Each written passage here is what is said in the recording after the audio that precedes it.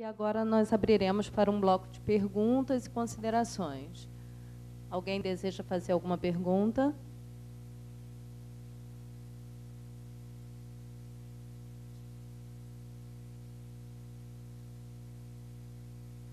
Alô? Aqui. Passa aqui.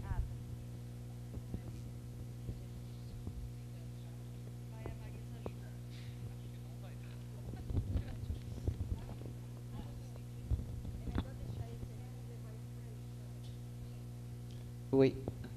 Obrigada, gente da mesa, ótimas contribuições. Eu queria fazer uma pergunta para o César.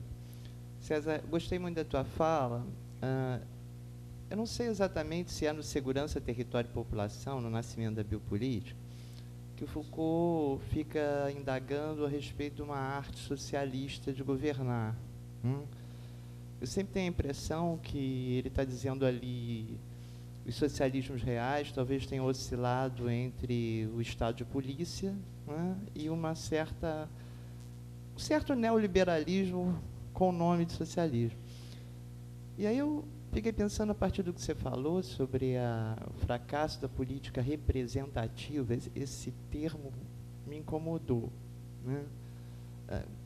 Queria te ouvir sobre política, sobre o que seria essa, em termos de, talvez, tá, essa arte de governar socialista, em termos de governo de si, do governo dos outros, será que ela seria uma política representativa? Eu concordei com tudo que você falou, mas isso ficou como incômodo. Mais alguma pergunta para a gente fazer um bloco de 5 perguntas, né?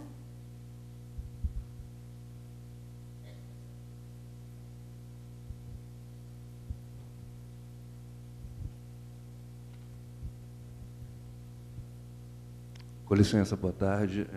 Manuel, da Federal de Sergipe. Gostaria de colocar uma questão para o professor Candiotto, agradecendo a atenção na leitura do Vigiar e Punir, foi muito bonito. Começar informando como prática de etnografia de campo sobre o sistema prisional, que há um refinamento, talvez uma sofisticação. Para além de ser um bom negócio por estar, digamos assim, gerindo a delinquência e toda uma esfera de crime organizado, que é organizado porque pertence ao Estado, está cada vez mais um promissor negócio legalizado. A terceirização dos presídios, a terceirização da vigilância, tá? Abre-se uma grande frente de mercado, inclusive de produção tecnológica, que só reafirma a direção, entendo, da análise que você vem construindo aí. Mas isso não se daria apenas na segurança, seria o dado de campo, um pouco na educação, um pouco na saúde. E a pergunta, não seria o caso, então, da gente dar uma movida na grade de análise do que seriam as funções públicas do Estado, ou seja, aquilo que se cumpre pela máquina para que sustente o próprio modelo de Estado, e tomar mais genericamente esses tradicionais 3 eixos, como agora reunidos sobre um só, né, em que a função básica seria o encargo pelos corpos e que a função operada e o saber que se produz é esse de como se encarregar dos corpos.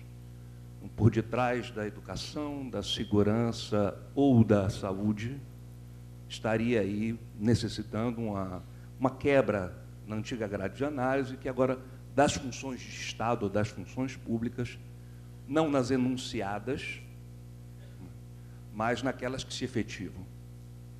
É uma hipótese que a gente vem trabalhando com ela e eu gostaria de testar frente ao refinamento da tua leitura, principalmente do Vigiar e Punir. Obrigado. Direitos humanos só pensa nos direitos de bandido, direitos de criminoso e por aí vai, né? Essa é uma fala já de Estado que a gente identifica. E por outro lado, a gente, na verdade, quando milita nessa área, quando começa a tentar um caminho de prática profissional nessa esteira, a gente tem que fazer essa discussão também, Quer dizer, na semana passada tem um aluno trouxe, a propósito dessa nossa discussão, que a gente estava tendo em sala, a questão do dever. E aonde, professora, onde é que fica? Não, será que não resolve pelo dever? Aí trouxe Descartes, aí e fomos por aí. Mas muito complicado. Eu queria que você esclarecesse, puxasse isso e até refizesse, talvez, alguma coisa da tua fala. Bem, agora nós teremos de 5 a 10 minutos para as respostas de cada um. Oi, Fábio, leva ele. Posso começar, então? Diante de perguntas, algumas específicas, mas a maioria tão genéricas, no sentido que poderíamos ficar a tarde inteira conversando, então, meu medo é que minha resposta também seja genérica, né? Então, mas eu gostaria de começar, que a Eliane falou, sobre o socialismo, né? Foucault afirma que o socialismo não tem uma arte de governar. Tá certo? Foi por isso que ele analisou o liberalismo econômico e não o socialismo, né? E tem que ver em que contexto ele afirmou isso. Foi justamente na ascensão recente do François Mitterrand, governo socialista, na França, que, segundo Foucault, nada mais passava que um prolongamento das técnicas de governo adotadas por governos de direita anteriores. Quer dizer, então, se é que essa resposta vale, não é minha, no curso se encontra, você percebe que por que Foucault analisou o liberalismo, chegou até a falar no liberalismo crítico, no século XVIII, né? Algo que parece impensável na boca do próprio Foucault, um liberalismo crítico. Por que não falou do socialismo, então? Porque, para ele, o socialismo não tem uma arte de governar. Tem um discurso, tem um corpus teórico. E eu imagino que ele estivesse falando especificamente do socialismo francês, né, daquele momento. Talvez Foucault não estivesse falando de todo o socialismo, que remonta ao século XIX, mas especificamente da maneira de governar socialista que ele estava contemplando naquele momento, que ele dizia, bom, o socialismo não tem uma outra arte de governar, e, portanto, não tem uma representação política, vamos pensar assim, diferente do mero Estado liberal, cuja racionalidade, cujo modus operandi é econômica, né? Digamos assim. Então, para ele, essa racionalidade econômica, ela não está presente somente nos governos liberais, ela também está nos governos socialistas. E ele diz em 76, agora fazendo referência a um outro espectro, a um outro contexto, de que a biopolítica, no seu paroxismo, nazismo, fascismo, totalitarismo, não foi uma invenção nazista, fascista ou totalitarista. Estava presente na racionalidade ocidental antes do nazismo e depois, quer dizer. Então, né, essa é uma tese muito polêmica, né? Você afirmar uma tentativa de tensão ou de campo tensional entre democracia e totalitarismo, né? Entre a racionalidade política, não é isso? E, por outro lado, uma racionalidade biopolítica, né? Então, acho que a resposta a essa pergunta seria exatamente essa. Foucault não acreditava que o socialismo tivesse uma arte de governar. Acho que extrapolei 5 minutos já, né? Bom, a respeito do Estado governamentalizado, eu acho que o Foucault nunca disse que a emergência do sujeito econômico ela substituiria o sujeito de direito, né? A questão não é essa. Não é porque o Estado tornou-se governamentalizado, do ponto de vista da sua racionalidade econômica, que ele deixou de ter o discurso jurídico, filosófico do sujeito de direitos, como átomo fictício da sociedade, e assim por diante. Então, o que me parece interessante na análise do Foucault é mostrar que, puxa, nós não temos só o sujeito de direitos. Ninguém na filosofia, nenhum politólogo, né, deteve-se na emergência, na análise desse sujeito econômico. Né? Foucault tem uma frase, uma paráfrase que ele diz num curso desses: o rei reina, mas não governa. Né? Ou seja, ele é um soberano, mas ele não entende bolufas de economia, ele não sabe governar. Né? Então, me aproprio um pouco também do Agamben para dizer, o que é importante aí? É o ministro, né? Não o soberano. Novamente Agamben, né? Não é Deus, é o anjo mensageiro, né? que realiza a providência. Né? Então, mas isso não anula o soberano. Né? Eu acho fantástico o livro do Agamben, O Reino e a Glória. Né? É um livro que eu estou lendo no momento, e nesse aspecto é sumamente indicativo. Né? Então, no meu modo de entender, afirmar que o Estado tornou-se governamentalizado, para Foucault, era adentrar-se no seu modus operandi, na sua prática. Isso, sim, era uma crítica que limita a sua compreensão meramente como Estado de direito, se quisermos agregar um adjetivo, Estado democrático de direito. Né? E essa razão pela qual também, para Foucault, era mais fundamental falar do direito dos governados do que dos direitos do homem. Né? Porque, já que você tocou no tema, os direitos do homem sempre parte de uma essência humana, de uma natureza humana, né? Correto? Que se presta para quaisquer tipos de interpretações, né? As mais ambíguas possíveis. Né?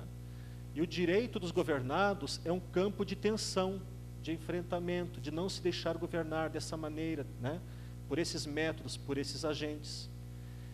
E a invocação fática que você fez dessas pastorais no Pará, para mim, figuram claramente o que é o direito dos governados. Certo? Esse é o ponto hoje da luta. A questão hoje, parafraseando agora um liberal, Norberto Bobbio, né? Tem que conhecer os dois lados, né? A questão fundamental hoje não é justificar os direitos humanos, mas como fazer para protegê-los, né? E torná-los eficazes, né? Na vida prática das pessoas. Então, é um certo positivismo jurídico aí do Norberto Bobbio, né? Renunciando à tentativa de legitimação filosófica, diz, deixa para os filósofos tentarem justificar os direitos do homem. Mas o ponto hoje tangencial é como que o ordenamento jurídico ele consegue proteger e garantir os direitos atualmente existentes. Foucault não usaria essa linguagem, mas ele diria o que fazer diante de um Estado governamentalizado. Né? É importante o conceito de governamentalidade em Foucault, porque ele não anula os sujeitos livres. Né? Eu não vou trabalhar aqui isso, mas eu acabei de encaminhar para uma revista, será publicado ano que vem, um artigo exatamente nessa direção. Né? As resistências, né? As lutas, né? Elas têm o mesmo fundamento, né? Das técnicas de segurança, por meio do conceito da chave analítica da governamentalidade. Mas eu não vou estender-me aqui. A respeito da sua consideração, eu acho que ela é oportuna, pertinente, e aquilo que eu falei a respeito das técnicas de segurança, de modo específico, porque não era o caso estender-me para outras searas, né, outros domínios, parece-me sim que há ainda, se é que eu entendi a sua colocação, posso não tê-la entendido, há uma tentativa recorrente ainda de governamentalização dos corpos, né, distribuídos em diferentes espaços sociais. Isso se estende, evidentemente, né, para a educação, para a escola, como você invocou, para a saúde. Mas eu tendo a pensar hoje que, se for se falar de sociedade brasileira, e nesse âmbito vocês sabem muito mais do que vocês, porque eu não sou das áreas sociais, parece-me o que se tem hoje é realmente a gestão da desordem.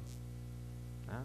Prova disso é a greve dos professores no estado de Minas Gerais, que já se completa não sei quantos dias, 100 dias, etc., e que coloca em questão crucial a vida das crianças, e o Estado não faz absolutamente nada, não dá dá respostas evasivas, mas, por outro lado, se os operários que estão construindo o estádio de futebol de Belo Horizonte para a Copa do Mundo pararem um dia, né, essa é a manchete de notícia em todos os jornais, para mostrar que a racionalidade econômica, sim, hoje, no meu modo de entender, né, que não só fundamenta, mas que questiona o próprio Estado democrático de direito, né.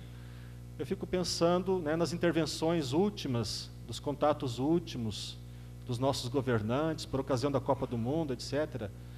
E parece que, né, fugindo um pouco da sua colocação, mas o que é gerir a desordem, né? Eu vou deixar assim, crianças sem escola, até que ninguém diga nada, que ninguém faça nada, que ninguém se manifeste, que nenhuma insurgência popular, né, do cidadão aconteça. Então, eu estou controlando, gerindo a desordem, né? Essa é a minha opinião, né? Mas, evidentemente, que a sua questão, ela transcende, vai além da resposta que eu dei, e a qual eu agradeço a todos aqueles que puseram questões. Obrigado.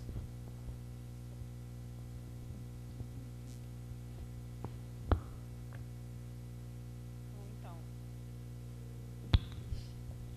em relação ao que você aponta, né, com relação à dicotomia, eu acho que era isso mesmo que eu estava tentando trazer, né? Quer dizer, como é que de alguma maneira, a tentativa, a contribuição desse pensamento, naquele momento do Zé Américo, daquela elaboração, da afirmação do direito enquanto a possibilidade de contemplar essa diversidade das práticas e essas racionalidades, ela, de algum modo, ela amplia o campo, esse campo da razão, para, mais uma vez, voltar a controlar, a regular de um outro modo, né? Quer dizer, de alguma maneira, acolhe essa multiplicidade por uma porta, mas, por outra, passa a regular de uma outra maneira essa diversidade, né? Eu acho que chamar a Foucault para nos ajudar a pensar a questão da produção dessa rede de verdades, eu acho que tem sido potente, né, na nossa prática, né? Poder pensar a relação com os saberes, né, com os poderes, uns com os outros, entre nós mesmos, né, e com nós mesmos, né?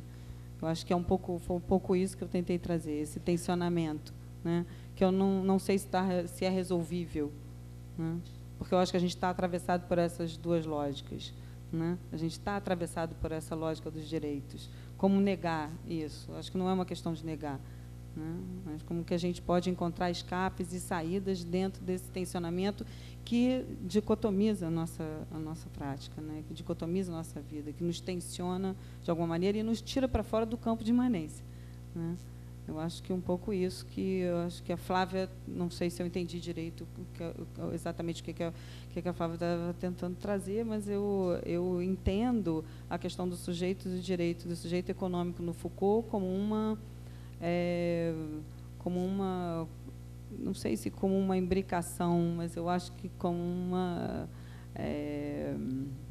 uma composição, né? Daí que eu acho que surge um outro sujeito, que não é nem o sujeito do direito, nem estritamente o sujeito econômico, né? E eu acho que o que a gente vem pensando em relação aos movimentos sociais, eu acho que ficou muito evidente nesses últimos anos, por exemplo, a partir das políticas de edital, né? Como é que os editais passaram a ser catalisadores, né, e agregadores, coletivizando as pessoas, os movimentos, e impondo, de alguma maneira, uma lógica de competitividade econômica dentro dos movimentos, né?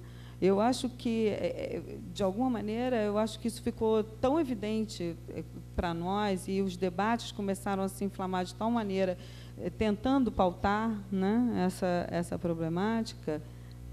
E o que era respondido era, bom, mas agora chegou a nossa vez, né? Nós lutamos por isso tanto tempo, né? Quer dizer, como é que a gente agora vai se isentar de alguma maneira, ir em busca desses financiamentos que financiam os nossos projetos, que financiam, enfim. Então, eu acho que essa estratégia do econômico, essa coletivização pelo econômico, ele, de alguma maneira, no meu entender, ele esvaziou os movimentos do movimento, né? Eu acho que o que a gente pensava nesse diálogo, nessa conversação lá no Espírito Santo, era, será que a gente realmente pode estar falando de movimento hoje, né? Quer dizer, como é que a gente, diante de tamanha cristalização, né?